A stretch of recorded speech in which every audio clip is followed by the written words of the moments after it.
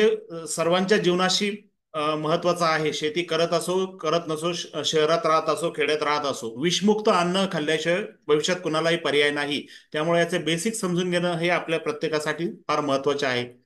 तर सगळ्यात पहिले मी आपल्या सर्वांना विनंती करेल की जे काही आपण चर्चा करणार आहोत या दरम्यान आपण शांततेने ऐकून घ्यावं. आणि सगळ्यात महत्वाचं, स्लाइड भरपूर आहेत. त्याच्यानंतर मी वेळेत पूर्ण करेल आणि त्यानंतर आजचं काही स्टेटस जे आहे एमसीएल विषयी त्याविषयी आपले अ, जाणकार सांगतीलच. तर सुरू करूया. फार्मिंग आणि ऑर्गॅनिक फर्टिलायझर. सगळ्यात महत्वाचं ऍग्रिकल्चर आणि फार्मिंग याच्यातला आपण फरक समजून घेऊया. ऍग्रिकल्चर ही ब्रॉड टर्म आहे. याच्यामध्ये सगळ्या गोष्टी याच्यात येतात. पिकांचं कल्टिवेशन करणं, कल्टिवेशन करून त्याचं मार्केटिंग करणं, पशुसंवर्धन करणं आणि या सगळ्या गोष्टी. पण फार्मिंग मध्ये एक स्पेसिफिक ऍक्टिव्हिटी येते. जसं की एखादं पीक लावणं, त्याचं प्रोसेसिंग करणं आणि त्यात मार्केटिंग वगैरे हा भाग येत नाही. तो स्पेसिफिक ऍक्टिव्हिटी येते. हा एक बेसिक फरक आहे. ऍग्रिकल्चर ही एक ब्रॉड टर्म आहे. तर ऍग्रिकल्चर मध्ये जो काही फार्मिंग हा विषय आहे, जो आपल्या फर्टिलायझरशी रिलेटेड आहे. इनपुट्स आपण काय काय देतो, लेबर पासून फर्टिलायझर पासून पेस्टिसाइड्स वगैरे असे इनपुट देतो. प्रोसेस भरपूर करतो, नांगरणी करतो किंवा स्प्रेइंग करतो आणि आउटपुटमध्ये आपल्याला वेगवेगळे हे असे पिकं मिळतात. तर फर्टिलायझर, फर्टाईल हा शब्द एक लॅटिन भाषेतला शब्द आहे. फर्टाईल म्हणजे सुपीक. जमिनीला सुपीक करण्यासाठी जे काही वरून आपण निविष्ठा वापरतो तर त्याला म्हणतात फर्टिलायझर. ते हा जो फर्टिलायझर हा घटक आहे हा रासायनिक किंवा नैसर्गिक असू शकतो, जो जमिनीत टाकल्याने ती सुपीकता येते. तर आपल्याला सर्वांना माहिती आहे की ह्या दशकामध्ये किंवा ह्या काळामध्ये आपण केमिकल फर्टिलायझरचा वापर करून मागचे जवळपास 40 वर्ष निघून गेलेले आहे, 40-50 वर्ष. आणि त्याचे दुष्परिणाम काय आहे?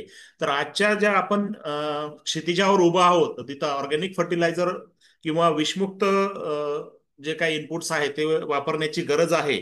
तर मग ते कशासाठी वापरायचे? तर सॉइलची हेल्थ सुधारण्यासाठी, प्लांटला किंवा जे पीक घेतो त्याला पोषण देण्यासाठी, त्याचं इम्युनिटी प्रतिकार शक्ती वाढण्यासाठी आणि आपल्याला मानवाला किंवा प्राण्यांना, जनावरांना एक पॉइझन फ्री किंवा विषमुक्त असं अन्न मिळावं याच्यासाठी. तर याचं सगळ्यात महत्वाचे आता दोन ज्या स्लाइड आहे, पूर्ण प्रेझेंटेशन जर समजायचं असेल तर ही आणि याच्या पुढची स्लाइड आपल्याला जर समजली तर सगळं काही समजलं असं मी समजेल. का? कारण हा बेस फार महत्वाचा आहे. सगळ्यात महत्वाचं, कुठलीही शेती असेल किंवा कुठलं पीक असेल तर त्याला जे महत्वाच्या गोष्टी आहेत ह्या 10 गोष्टी आहेत. कुठल्या 10 गोष्टी आहेत? की एकतर चांगल्या जिनेटिक्सचं, चांगल्या प्रतीचं सीड असावं आणि त्याची सीड ट्रीटमेंट केल्या जावी लागवडीच्या वेळेस. सफिशियंट सनलाईट असावा. हवेची क्वालिटी ही चांगली पाहिजे. जसं अनेक वेळा व्हायरस वगैरे येतात आणि पिकावरही व्हायरस येतो, जसं माणसाला अफेक्ट होतं तसं पिकाला सुद्धा होतं. पाण्याची हार्डनेस वेगवेगळ्या ठिकाणी वेगवेगळी असते. पाणी सुद्धा एक योग्य हार्डनेसचं असावं. आच्छादन, आच्छादन जसं आपण प्लास्टिक मल्चिंग आजकाल बघतो पण त्याचे दुष्परिणाम आहेत. तर हे मल्चिंग ही एक महत्वाचं आहे, जे ऑर्गॅनिक फार्मिंग मध्ये जैविक मल्चिंग किंवा बायोमासचं मल्चिंग केलं जातं. वापसा म्हणजे खेळती हवा राहणं जमिनीमध्ये, हा एक महत्वाचा घटक आहे.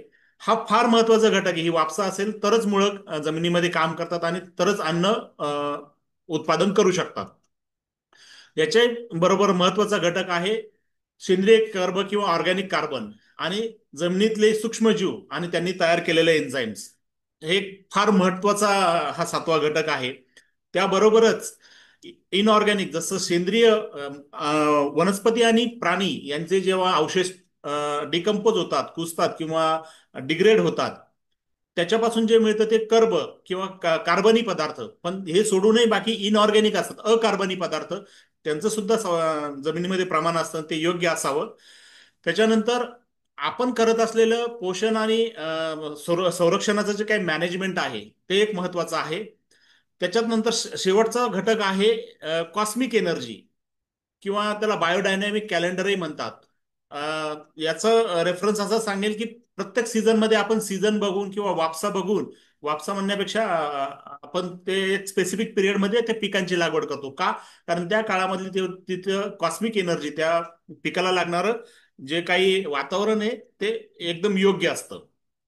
आता त्याच्या पुढचं जे काही महत्वाचं समजून घेण्याची गोष्ट आहे की या सस्टेनेबिलिटी फार्मिंगमध्ये, ऑर्गॅनिक फार्मिंगमध्ये किंवा आपण जी गोष्ट करतो की सगळ्या गोष्टी सस्टेनेबल झाल्या पाहिजे, तर शेतीमध्ये सस्टेनेबिलिटी आणण्यासाठी जे महत्वाचे पिलर आहे, प्रॉफिट, इकॉनॉमिक व्हायबिलिटी पण आली पाहिजे. सोशल रिस्पॉन्सिबिलिटी, जे माणसं काम करतात त्यांचंही हित सांभाळलं गेलं पाहिजे. आणि एन्व्हायरमेंटल सस्टेनेबिलिटी पण आली पाहिजे.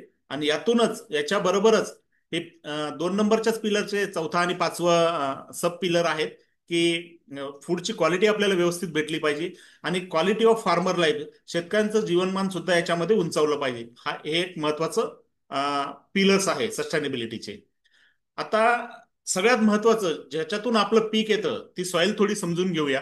सॉइल म्हणजे काय, जे आपलं वरचं पृष्ठभागावरचं ऑर्गॅनिक कार्बनी आणि अकार्बनी जे घटक आहे त्याच्यापासून जे फ्लोरा आणि फाउना म्हणजे प्राणी वनस्पती जगतात त्याला आपण म्हणतो सॉइल किंवा जमीन. दुसऱ्या भाषेमध्ये जर सांगायचं झालं तर सॉइल ही तीन प्रकारे आपण त्याला सॉइलचं विश्लेषण करू शकतो. सूक्ष्मजीवशास्त्रीयरित्या, रासायनिकरित्या आणि भौतिकरित्या, हे 3 प्रकारे आपण या जमिनीला समजून घेऊ शकतो. तर फिजिकली कशी, जर कुठेही सॉइल तयार कशी झाली, तर सॉइल तयार झाली खडकापासून. जेव्हा डिग्रेडेशन झालं आणि त्याच्यामध्ये जेव्हा कार्बनी मटेरियल येऊन पडतं, त्याचं डिग्रेडेशन अजून फास्टर होतं. आणि असं करत करत एक सॉइलचं फॉर्मेशन फार मोठ्या काळानंतर ही तयार होते. जमीन तयार व्हायला बरेच वर्ष लागतात, 100-200 वर्ष असे लागू शकते. एवढा छोट्या काळात ते तयार होत नाही. आता वेगवेगळ्या पार्टिकल साईजनुसार जमिनीचे प्रकार आहेत. आपण जसं म्हणतो खडकाळ जमीन, काळी जमीन, चिवट जमीन, तसं याच्यामध्ये क्ले किंवा सिल्ट किंवा सँड असे 3 प्रकारचे घटक आहे. यात क्ले सगळ्यात छोटी छोटी पार्टिकल साईज असते, मीडियम सिल्ट असते आणि सँड असते. ग्रॅव्हल म्हणजे गोटे आपण म्हणतो त्याला. तर हे सगळे मिळून ही जमीन बनलेली असते. जसं जसं याचं प्रमाण कमी अधिक होतं त्याप्रमाणे जमिनी बदलते. ते क्ले होते कधी, लोम फॉर्म मध्ये होते. त्याच्या जे प्रमाण कमी जास्त नुसार जमिनीची डेफिनेशन सुद्धा बदलते. आता भारतभरात जर बघितलं तर वेगवेगळ्या प्रकारच्या सॉइल आहे. अॅल्युवियल सॉइल, रेड सॉइल, काळी सॉइल, जी महाराष्ट्रामध्ये जास्तीत जास्त आपल्याला सापडते. सलाईन सॉइल सुद्धा आहे. आणि हे जे मानचित्र बघतायत आपण, यामध्ये वेगवेगळ्या प्रकारच्या सॉइल्स इथं आपल्याला दिसत आहेत. तर याचं जे फिजिकल कॉम्बिनेशन आहे त्याच्यामध्ये 25% एअर, मिनरल्स, वॉटर आणि ऑर्गॅनिक मटेरियल असे वेगवेगळे घटक या सॉइलमध्ये असतात. तर ऑर्गॅनिक मॅटर हा एक महत्वाचा घटक आहे आणि त्याच्यामध्ये असणारे मायक्रोब्स हे सुद्धा फार महत्वाचे घटक आहेत. तर जमीन हा एक न्यूट्रियनचा किंवा पोषकाचा एक फार मोठा सोर्स आहे. आणि आपण कंटिन्युअसली वेगवेगळे पिकं घेऊन ते सोर्स काढत असतो. तर तो काढल्यामुळे आपल्याला ते रिप्लेनिशमेंट सुद्धा करायला पाहिजे, तरच आपलं येणारे पिकं हे चांगले येत असतात. तर हे रिप्लेनिशमेंट काय करायचं, तर त्यासाठी सॉइल टेस्टिंग केल्या जाते. वेगवेगळ्या प्रकारची सॉइल टेस्टिंग केल्या जाते आणि त्याच्यानंतर आपण डिसिजन घेतो की आपल्याला नक्की काय ऍड करायचंय त्याच्यामध्ये. त्याच्याबरोबर एक महत्वाचा घटक की जर आपलं सॉइल इरोजन झालं, पावसामध्ये जर पाणी वाहून गेलं, माती वाहून गेली किंवा अजून काही घटकांमुळे वाहून गेली, तर जी काही सॉइलची पोषण क्षमता आहे ती कमी होती. वॉटर होल्डिंग कॅपॅसिटी सुद्धा कमी होती. जर आपलं ह्युमस किंवा ऑर्गॅनिक कार्बन कंटेंट जर जास्त असेल सॉइलमध्ये, तर त्याची पाणी धारण करण्याची क्षमता ही नक्कीच जास्त असते. आणि जास्तीत जास्त जर सॉइलला फर्टाईल बनवायचं असेल तर ऑर्गॅनिक कार्बन हा सॉइलमध्ये जास्त असला पाहिजे. तर याचे फिजिकल इंडिकेटर्स काय आहे, आपण जर सॉइल कुठली बघितली तर त्याच्यामध्ये तिची डेप्थ किती आहे, त्या सॉइलचं टेक्स्चर किती, डेन्सिटी किती आहे, स्टेबिलिटी किती आहे, आणि त्याच्यावरनं सॉइल क्वालिटी इंडेक्स हा एक टेक्निकल टर्म ही ठरवल्या जाते. याच्या वेगवेगळ्या पद्धत पाहिजे आहे किंवा शेतकरी परीक्षण कसं करतो, ते कलर कसा आहे, वास कसा आहे. स्टॅटिस्टिकल मेथडनी लॅबमध्ये वेगवेगळ्या प्रकारे केलं जातं. कन्व्हेन्शनल मेथडनी जे आहे आता सॉइल इंडेक्स आणि स्कोरिंग वगैरे वेगवेगळ्या पॅरामीटरची. आणि अशा प्रकारे सॉइल चे पॅरामीटर ठरवून पुढे आपल्याला कसं सुपीक बनवायचं ते ठरवलं जातं लॅबमध्ये. आता जीवशास्त्रीय दृष्ट्या सॉइल कशी आहे, सॉइल जर बघितलं तर आपल्याला वाटतं की डेड आहे, पण तसं नाही. सॉइल ही जिवंत आहे. त्याच्यामध्ये वेगवेगळे प्रकारचे जीव राहतात.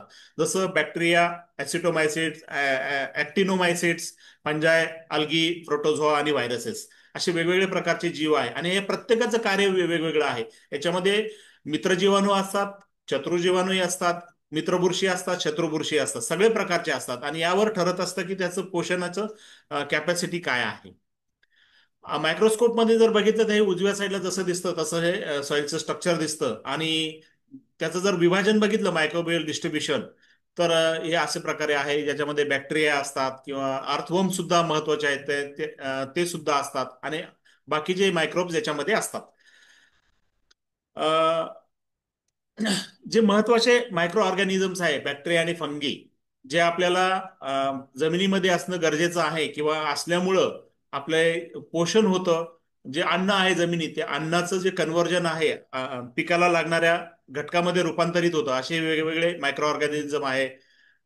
ॲझोटोबॅक्टेरिया पासून सुडोमोनस पर्यंत बॅक्टेरिया आहे किंवा व्हर्टिसिलियम पासून फ्युजेरियम सारखे फंजाय आहेत, वेगवेगळे आहेत, अनेक आहेत. तिथे सिलेक्टेड नावं आपण घेतलेले आहेत. काही बॅक्टेरिया किंवा फंजाई असे असतात की त्यांच्यामध्ये कॅपॅसिटी असते की एका मिनरलचं कन्व्हर्जन दुसऱ्या मिनरलमध्ये करतात. जसं फेरल्सचं कॉपरमध्ये करतात, सिल्वरचं गोल्डमध्ये करतात, कॅल्शियमचं सिलिकॉनमध्ये करतात. त्याला म्हणतात म्युटेशन. अशी शक्ती सुद्धा ह्या जीवाणूमध्ये आहे. तर अशी फार चमत्कारिक जीवन ह्या जीवाणूंचं असतं किंवा मायक्रो ऑर्गॅनिझमचं असतं आणि त्यांच्याशिवाय पीक येणं हे शक्य नाही. कारण हे लेफ्ट साईडला जर बघितलं तर हे मायक्रोरायझा फंजी आहे. जर जमिनीमध्ये हे मायक्रोरायझा आपण दिलं तर त्याच्यामुळं मुळांची वाढ केवढी जलद गतीने आणि फार मोठं एक क्लस्टर बनतं ते तुम्ही बघू शकता. वातावरणातला जो नायट्रोजन आहे किंवा आपण दिलेला जो नायट्रोजन आहे हा डायरेक्ट पीक घेत नाही, त्याला कन्व्हर्जन करावं लागतं. त्याच्यात नायट्रोजन फिक्सिंग बॅक्टेरिया असतात. तर ते नायट्रोजन फिक्सिंग बॅक्टेरिया हे नायट्रोजन देण्याचं काम करतात. असं प्रत्येक घटकासाठी असतं. हे एक उदाहरण म्हणून दिलं तर मायक्रो ऑर्गॅनिझमचा रोल हा जमिनीत फार मोठा आहे. आता केमिकल दृष्ट्या जर सॉइल बघितली तर ही एक स्लाइड फार महत्वाची आहे आपल्याला समजून घेण्यासाठी. जमीन म्हणजे ऍक्च्युअली काय. जमीन या सगळ्या घटकांची किंवा जमिनीपासून जे झाड बनतं ते कसं बनतं तर ह्या सगळ्या घटकांपासून कार्बन, हायड्रोजन, ऑक्सिजन, CHO हे वातावरणातून त्या झाडाला मिळत असतात. मायक्रोन्युट्रियंट NPK आपण बऱ्यापैकी केमिकल फार्मिंग मध्ये वर्ण द्यायचो, पण आता जे ऑर्गॅनिक सुरू झालं किंवा आजही करत आहे त्याच्यामध्ये NPK हे मोठ्या प्रमाणात मॅक्रोन्युट्रियंट आहेत जे ज्यांचं प्रमाण हे जास्त लागतं. तर मायक्रोन्युट्रियंट जे आहे कॅल्शियम, मॅग्नेशियम आणि सल्फर हे मायक्रोन्युट्रियंट आहे. आणि त्याच्यानंतर अजून जे काही बेसिक न्यूट्रिएंट आहे 16 ते पण एक काय म्हणता येईल सब मायक्रो न्यूट्रिएंट त्यांना म्हणता येईल. ते याच्यातून द्यावं लागतात आपल्याला. आणि रेअर अर्थ इलेमेंट्स जे म्हणतात 80+ आहे. त्याची गरज फार कमी पडते पण ते जमिनीमध्ये असतात आणि ते नक्कीच पिकावर इफेक्ट करतात. तर याच्याशिवाय वेगळं काही जमिनीत नसतं. ते आवर्त सारणीमध्ये जे काही इलेमेंट्स आहे ते सगळे इलेमेंट्स जे काय आहे आपल्या जमिनीमध्ये असतात आणि वेगवेगळ्या प्रकारचं त्यांचं कार्य असतं. तर हे केमिकल दृष्ट्या सॉइलचं जे काही विश्लेषण आहे ते अशा प्रकारे आहे. तर आपण जे काही अन्न देतो किंवा जमिनीमध्ये जे काही असतं हे डायरेक्ट जसंच्या तसं घेतलं जात नाही. तर वेगवेगळ्या काय म्हणता येईल प्लांटला जे काही अवेलेबल फॉर्ममध्ये पाहिजे असतं तर त्या अवेलेबल फॉर्ममध्ये या वेगवेगळ्या आयन्समध्ये दिलं जातं. कॅटायन्स आणि अनायन्स या फॉर्ममध्ये ते घेतलं जातं. हे डायरेक्ट घेतलं जात नाही. पण हे कन्वर्ट करायचं काम कोण करतं तर जीवाणू करतात. जीवाणूचा इथं फार मोठा रोल आहे. तर कुठल्याही जमीन असेल तर त्याचा अनालिसिस हा वेगवेगळ्या पद्धतीने केला जातो. त्याची पीएच किती आहे, त्याची कंडक्टिव्हिटी किती आहे, त्याचं ऑर्गॅनिक मॅटर किती आहे, नायट्रोजन किती आहे, फॉस्फरस किती आहे, पोटॅश किती आहे, मायक्रोन्युट्रियंट किती आहे, हे सगळ्या गोष्टी कॅल्क्युलेट करण्याची फॅसिलिटी आज आपल्याकडे लॅबमध्ये आहे आणि त्याच्यानुसार काय घटक ऍडिशनल करायचे ते आपण ठरू शकतो. सगळ्यात महत्वाचं म्हणजे जमीन आणि पीक म्हणजे क्रॉपमध्ये जे काही न्यूट्रियंट्स असतात तेच माणसाला आणि जनावरांना लागतात. आणि प्रत्येकाचा रोल वेगवेगळा आहे. जसं आपल्याला बोन्समध्ये आणि टूथमध्ये कॅल्शियम लागतो तसं याला पण लागतो, झाडाला सुद्धा लागतो. तर असं प्रत्येक मायक्रोन्युट्रियंटचा रोल हा जमिनीमध्ये म्हणजे झाडामध्ये पण आहे आणि माणसामध्ये पण आहे. आता ऑर्गॅनिक फर्टिलायझरच्या दृष्टीने जर विचार केला नॅचरल ऑर्गॅनिक त्याच्यामध्ये नॅचरल जे आपण शेतकरी बनवतात त्यांच्या शेतावर ते आणि फॅक्टरीमध्ये बनवले जातात असे दोन प्रकारचे आहे. तर याला म्हणतात, जे शेतकरी बनवतात डायरेक्टली अवेलेबल असतात त्याला म्हणतात मॅन्युअर्स, आणि जे फॅक्टरीमध्ये किंवा कॉन्सन्ट्रेटेड फॉर्म मध्ये मध्ये बनवले जातात त्याला म्हणतात फर्टिलायझर्स. तर हे जे काही प्राण्यांपासून जे काही किंवा वनस्पतीपासून जे डायरेक्ट सोर्स मधून मिळतात त्याला म्हणायचं मॅन्युअर्स. आणि जे हाय कॉन्सन्ट्रेशन फॉर्म मध्ये किंवा मायनिंग मधून जे काही मिळले जातात किंवा खडकाचं जे काही ग्राइंडिंग करून जे मिळवले जातात त्याला म्हणतात फर्टिलायझर. तर मॅन्युअर्स हे वेगवेगळ्या प्रकारचे असतात, एक बल्क फॉर्म मध्ये असतात आणि कॉन्सन्ट्रेटेड फॉर्म मध्ये असतात. त्याचे सोर्स सुद्धा हे वेगवेगळे आहे. मी म्हणेल की जिथं आपल्याला समजलं नाही किंवा थोडं क्लिष्ट वाटलं तर आपण स्क्रीनशॉट घेऊ शकता, आणि स्क्रीनशॉट घेऊन आपल्याला पुढे याचा वापर नक्कीच होईल, किंवा मग पुढं पीपीटी सुद्धा शेअर मी करू शकेल नंतर याची. अशा प्रकारे आपण बघतो की मॅन्युअर्स हे अप्लिकेशन हे जमिनीमध्ये दिल्या जातं आपल्याकडनं ट्रॅक्टरमध्ये. तर ऑर्गॅनिक फर्टिलायझरचं मॅन्युफॅक्चरिंग हे फॅक्टरीमध्ये कसं होतं, त्याला काय काय घटक लागतात. तर दोन्ही घटक वापरले जातात. मॅन्युअर वापरले जातात, ग्रीन मॅन्युअरिंग होतं, पुन्हा शेतामध्ये जे काही पीक अवशेष असतात ते वापरले जातात, ऑइलचे केक वापरले जातात, फिश आणि फिशरीचे प्रोडक्ट वापरले जातात, आणि मायक्रो ऑर्गॅनिझम सुद्धा वापरले जातात. हे सगळे घटक ह्या ऑर्गॅनिक फर्टिलायझर मॅन्युफॅक्चरिंग मध्ये वापरले जातात. आता मिनरल्स मध्ये काय काय वापरले जातात, वेगवेगळ्या प्लांटच्या ऍशेस, जे राख म्हणतो आपण ते वापरले जातात, लाईम वापरले जातं, स्टोन पावडर आणि रॉक फॉस्फेट, जे आपण हे एक रॉकच असतं हे सुद्धा वापरले जातं. प्रत्येकाचे ऍप्लिकेशन हे वेगवेगळे आहेत. आता जे आपली जी मीट इंडस्ट्री आहे त्याचे जे बाय प्रोडक्ट आहे, ब्लड, बोन, फिश आणि मीट, तर अनेक जे मिक्स फर्टिलायझर असतात त्याच्यामध्ये हे प्रोडक्ट नक्की मिळवले जातात, ज्याच्यामुळं फर्टिलायझरमध्ये न्यूट्रिएंट्सचं कॅपॅसिटी, न्यूट्रिशन लेवल ही वाढल्या जाते. आता आपण जे काही तेल खातो, इडिबल आणि नॉन इडिबल, खाद्यतेल आणि अखाद्य तेल, याचे जे काही केक्स बनतात, जी काही ढेप बनते, त्याचे सुद्धा जे काही केक्स आहे, जसं mustard oil, groundnut oil, sunflower, cotton, याचे सगळे केक्स या फर्टिलायझर मध्ये वापरले जातात.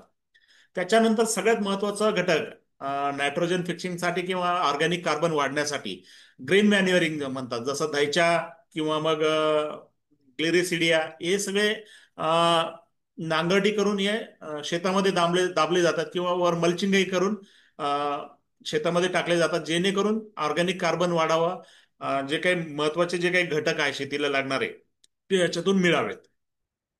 आता मिनरल्स मधून वेगवेगळे मिनरल जे काही आहेत आपल्या नॅचरल सोर्स मधून, जिप्सम आहे समजा, कॅल्शियम क्लोराईड आहे, किंवा वेगवेगळे सल्फेट ऑफ पोटॅश, पेटेनकली म्हणतात त्याला, ट्रेड नेम आहे, असे वेगवेगळे मिनरल्स सुद्धा याच्यामध्ये वापरले जातात.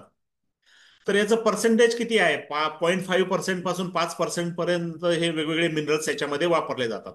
तर मायक्रो ऑर्गॅनिझम मध्ये बॅक्टेरिया, फंजाय, प्रोटोझोआ, अर्थवर्म, अर्थवर्मचा सुद्धा जो काही रोल आहे वर्मी कंपोस्ट मध्ये तो महत्वाचा आहे. वर्मी कंपोस्ट मधून अर्थवर्म पासून तयार केलेलं वर्मी कंपोस्ट सुद्धा याच्यामध्ये वापरलं जातं. तिकडे उजवीकडे जो फॉर्म्युला दिला, फोलियर ऍप्लिकेशन साठी फर्टिलायझर कसं तयार करायचं, त्याचा हा फॉर्म्युला आहे. नंतर carbon nitrogen ratio, CN ratio, हा जमिनीमध्ये ह्युमस तयार करण्यासाठी आणि आपण जे आच्छादन वरून करतो त्याच्यासाठी फार महत्वाचा आहे. कार्बन नायट्रोजन रेशो 25 ते 30 म्हणजे 25 ते 30 कार्बन आणि एक नायट्रोजन असेल तरच हे डिकम्पोजिशन होते, किंवा याचं ह्युमस मध्ये रूपांतर होतं, किंवा आपण जे खत बनण्याची प्रक्रिया म्हणतो ती होते. जर कार्बन जर जास्त असेल तर ते डिकम्पोजिशन होतच नाही. नायट्रोजन जर असेल तर त्याचा विचित्र असा वास यायला लागतो. त्यामुळे हा रेशो योग्य असायला लागतो. आणि तो कॅल्क्युलेट कसा करायचा, तर त्याचा ह्या वेट बेसिसवर किंवा मॉलिक्युलर त्याच्या वेट आणि जो काही त्याचा सीएन रेशो आहे, हे थोडं केमिकल टर्म्स आहे, यानुसार या सगळे कॅल्क्युलेट केले जातात. त्याच्या डीप मध्ये गेल्यावर या सगळ्या फिगर भेटून जातात. आता वर्मी कंपोस्टिंग मध्ये जे काही प्रोसेस आहे, आपण वर्मी कंपोस्ट कसं बनवतो आणि वेगवेगळ्या पिकाचे कार्बन नायट्रोजन रेशो कसे आहे, 12:1 आहे, कोणाचं 100:150:200 आहे, आणि हे सगळे रेशो ऍडजस्ट करावे लागतात, तरच हे डिकम्पोजिशन पॉसिबल होतं फील्डमध्ये. याच्या स्पेसिफिकेशन, जेव्हा आपण फर्टिलायझर बनवतो, घरी बनवतो म्हणजे शेतात बनवतो किंवा फॅक्टरीमध्ये बनवतो, तर साधारणतः हे जे काही स्पेसिफिकेशन आहे, मॉइश्चर किती असावं, त्याची डेन्सिटी किती असावी, कार्बन नायट्रोजन रेशो किती असावा, एनपीके किती असावं, आणि मायक्रोन्युट्रियन मॅक्रोन्युट्रियन हे किती असावं, हे सगळे घटक प्रेझेंट असावे, याची काळजी ही घेतल्या जाते. आता फॅक्टरीमध्ये मॅन्युफॅक्चरिंग करत असताना एक असेंब्ली लाईन टाकल्या जाते. ती वेगवेगळ्या प्रकारची असते, स्टेप बाय स्टेप असते. मोठी जर फॅक्टरी असेल, त्याचं प्रोडक्शन जास्त असेल, तर त्या प्रमाणात त्या प्रमाणामध्ये ही असेंब्ली लाईनची कॅपॅसिटी वाढवल्या जाते. हे झालं सॉलिड फर्टिलायझर तयार करण्यासाठी. त्याचे स्टेप्स काय असतात? रॉ मटेरियल कलेक्शन केलं जातं, कंपोस्टिंग केलं जातं, त्याचं मग ड्राईंग केलं जातं, क्रशिंग, ग्रॅन्युअल बनवलं जातं आणि मग नंतर पॅकेजिंग केले जाते. त्याचप्रमाणे लिक्विड फर्टिलायझर जे बनवले जातात, जे काही वेगवेगळे एक्स्ट्रॅक्ट असतात किंवा काही एन्झाईम्स असतात, तर हे सगळे एकत्र आणून त्या लिक्विड फर्टिलायझर टँकमध्ये टाकले जातात. काही बॅचनुसार वेगवेगळे व्हेरिएशन्स केले जातात, काही स्टोअर केले जातात आणि मग फिलिंग मशीननुसार नंतर पॅकेजिंग केले जातं.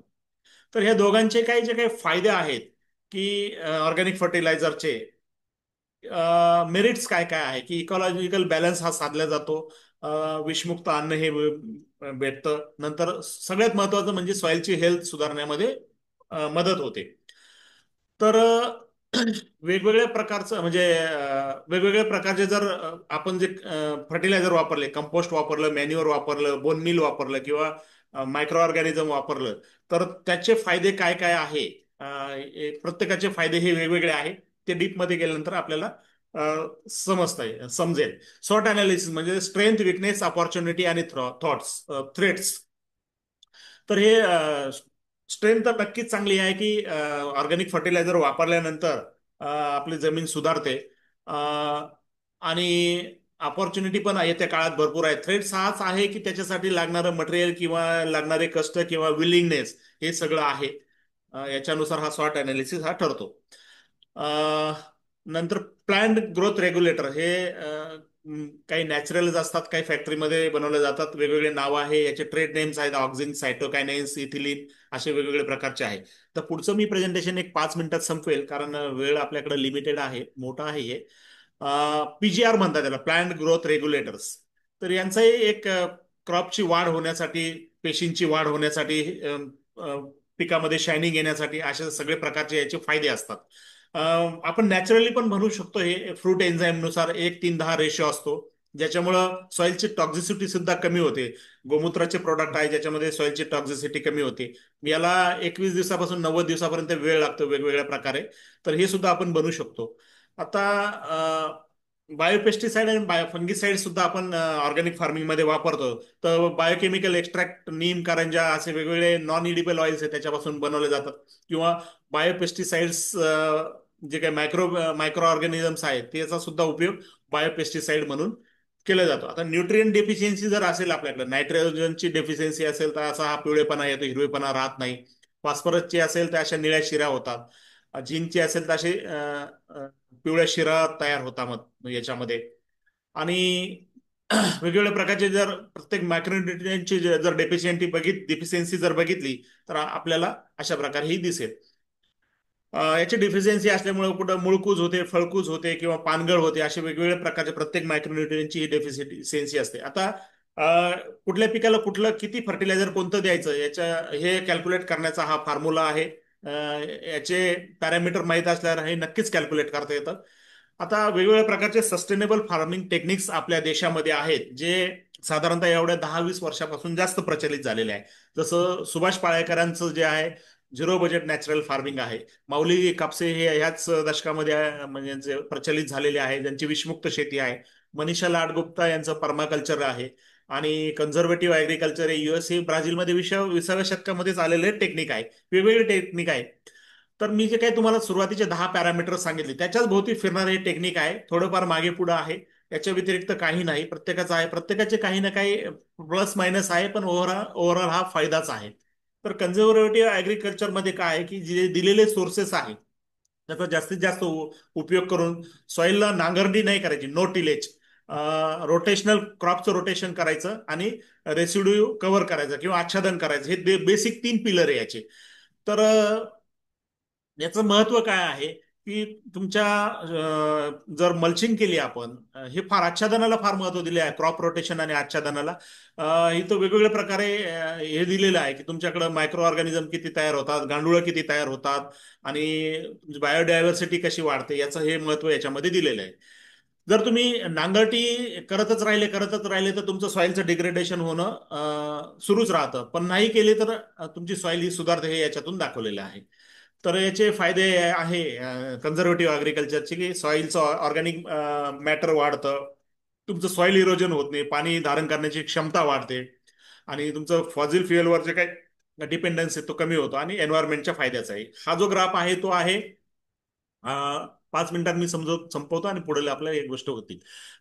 वीड कंट्रोल केल्या जातात, 2-3 वर्षात वीड कंट्रोल होतं. हा जो ग्राफ आहे याच्यामध्ये नांगरटी नाही करताना सुद्धा कमी पावसाच्या काळामध्ये कसं उत्पन्न वाढलंय ते दाखवलंय. तर हे सगळे जे मी टेक्निक सांगितले ते तर आहेच, पण आपल्याला आजच्या काळामध्ये एक इंटिग्रेटिव्ह अप्रोच ठेवला पाहिजे, की सगळं हे काय आहे हे याच्यातल्या चांगल्या चांगल्या गोष्टी घेऊन आपल्याला काय करता येईल हे बघितलं पाहिजे. जसे पंचतत्व आहे, आणि जे काही प्राणी वनस्पती आहे, या सगळ्यांना साक्षी ठेवून आपण ही शेती केली पाहिजे. तरच हे पुढं शक्य आहे. जवळपास झाडामध्ये कुठल्यामध्ये 97 ते 98% हे हे स्पेस मधूनच येतं. बाकी आपण जे काही न्यूट्रिशन आणि प्रोटेक्शन करतो ते असतं. जसं आपण वेगवेगळे निविष्ठा बनवू शकतो ते ह्या याच्यामध्ये दिलेले आहेत. प्रोटेक्शनसाठी वेगवेगळे आहे, दशपर्णी अर्क आहे, रामबाण आहे, असे वेगवेगळे व्हायरस प्रोटेक्शनसाठी गोमूत्र आहे. सगळ्यात महत्वाचे मित्र बॅक्टेरिया, मित्र फंगस आणि वेगवेगळे जीवाणू याच्यापासूनही आपण हे प्रोटेक्शन करू शकतो. अर्थवर्म आहे. नंतर मधमाशी आहे. मधमाशी आपल्या शेतकऱ्याचा मित्र आहे. मधमाशी जर संपली तर आपणही संपू, कारण अन्न बनवण्याची प्रक्रिया बंद होईल, हे आपल्याला सगळ्यांना माहितीच आहे. सगळ्यात महत्वाचं म्हणजे गोमाता. गोमातेचं रक्षण करणं हे गरजेचं आहे, कारण याच्यापासून अनेक फायदे आहेत. दूध तर मिळतं, न्यूट्रिएंट्स मिळतात, काय म्हणता येईल आपल्याला, पेस्टिसाइड सुद्धा मिळतं. आणि जे काही 5 माता आहे, गोमाता, सोमाता, भूमाता, निसर्गमाता आणि भारत माता, यांच्या सर्वांचे संरक्षण करण्याची जबाबदारी ही आपल्यावर आहे. तर याचे काय बेनिफिट्स काय आहे, जसे मायक्रोन्युट्रियंट्स आहे वेगवेगळे, आपण हे स्वतः घरी तयार करू शकतो. वेगवेगळे टेक्निक आहे, जसं कृष्णचंद्रांचे अनेक प्रोडक्ट आहे, फार स्वस्त आहे, त्याच्या माध्यमातून आपण हे सगळं करू शकतो. तर हे सगळ्या इंटिग्रेटेड अग्रिकल्चरचा काय फायदा आहे, तर तुमची कॉस्ट कमी होती, तुम्हाला हातात काहीतरी फायदा येतो, तुमची कार्बन फुटप्रिंट ही कमी होते, आणि शेतकऱ्याला नक्की पैसे मिळतात. ऑर्गॅनिक फार्मिंगचे हे वेगवेगळे सर्टिफिकेशन आहे, एनपीओपी आहे, पीजीएस आहे, अनेक सर्टिफिकेशन एजन्सी आहे. आपण ज्यांची पूर्तता केली ते सर्टिफिकेशन आपल्याला मिळू शकतात. तर एमसीएल पुढच्या येत्या काळात काय करणार आहे, तर सॉलिड फर्टिलायझर मध्ये मोठं काम असणार आहे, जे एमसीएलच्या याच्यात असणार आहे, आणि 30% ऑर्गॅनिक कार्बन असल्यामुळं तुमच्या जमिनीच्या सुपीकतेवर फार मोठा परिणाम याचा होणार आहे. जसं लिक्विड फर्टिलायझर मध्ये डायरेक्ट बल्क डिलिव्हरी असणार आहे. कारण तुम्हाला मोठ्या प्रमाणावर सुपीकता आणणं गरजेचं आहे, त्यामुळं एकखट्टी मोठ्या प्रमाणावर हे देणं गरजेचं आहे. तर एवढ्या सगळ्या याच्यामधून काय कन्क्लुजन आपला निघतो, तर एक आपल्याला एक कॉन्शियस सोसायटी तयार करणं, ह्या प्लॅटफॉर्मवर सगळ्यांना जागरूक करणं येत्या काळामध्ये. एमसेल मध्ये काम करा नका करू, पण आपल्याला जर जगायचं असेल तर विषमुक्त अन्न खाणं आहे, शेत पिकवणंच आहे, आणि इंटिग्रेटिव्ह अप्रोचने जाणंच आहे. त्यामुळं सगळ्यामध्ये जागरूकता होणे ही फार गरजेची आहे. आता सगळ्यात महत्वाच्या जे दोन शेवटच्या ज्या स्लाइड आहेत त्या सगळ्यात महत्वाच्या आहेत. सगळ्यात महत्वाचं म्हणजे फक्त फर्टिलायझर दिलं आणि माझी शेती ओके ओके झाली, सगळी भारी झाली असं नाही. फक्त फर्टिलायझर, ऑर्गॅनिक फर्टिलायझर दिलं ती गॅरंटी देऊ शकत नाही की तुमची सॉइलची हेल्थ सुधरेल, सोसायटीची सॉइल हेल्थ सुधरेल आणि शेतकरी एकदम धनवान होईल. बिलकुल नाही. तुम्हाला इंटिग्रेटिव्ह अप्रोच करावा लागेल, घ्यावा लागेल. सॉइलचे हेल्थ सुधारण्यासाठी जे काही सगळे पॅरामीटर ते समजून तुम्हाला काम करावं लागेल. तरच तुमची शेतकऱ्याची प्रॉस्पेरिटी येईल, आणि तरच तुमची सॉइलही काय म्हणता येईल सुपीक होईल, आणि तुमची प्रॉस्पेरिटी किंवा शेतकऱ्याकडे पैसे येऊन तो प्रॉस्परस होईल. सगळ्यात शेवटी हा विचार करणं आहे की जर शेतकरी हे सगळं करतो आहे तर त्याचा कॉस्ट कल्टिवेशनची किती येते, क्रॉप सेफ्टीसाठी किती खर्च करावा लागतं, कन्व्हर्जनसाठी किती करावं लागतं, मार्केटिंगसाठी करावं लागतं, आणि शेवटी हातात काय येतं. आणि एवढं सगळं करून त्या शेतकऱ्याची क्वालिटी ऑफ लाईफ किंवा जीवनाची जी काही गुणवत्ता आहे ती काय, हे विचार करण्यासारखी गोष्ट आहे. त्याच्यामुळं निसर्गाबरोबर सुसंगत राहून या सगळ्या गोष्टी केल्या तर नक्कीच जमिनी सुधरेल, आणि शेतकऱ्याची गुणवत्ता जीवनाची सुधरेल, आणि सोसायटीची सुधरेल, आणि अल्टिमेटली भारत देशाची सुधरेल. जसं आपले 17 SDG गोल आहे भारतासाठी, ESG गोल्स आहेत, आणि आपले एमसेल साठी 5 मिशन आहे, 5 मिशन सेंटर जे तयार होणार आहे. तर या माध्यमातून हे जे काही आपलं मिशन आहे ते नक्कीच असं ह्या मार्गाने गेलं तर ते अचीव्ह होऊ शकेल.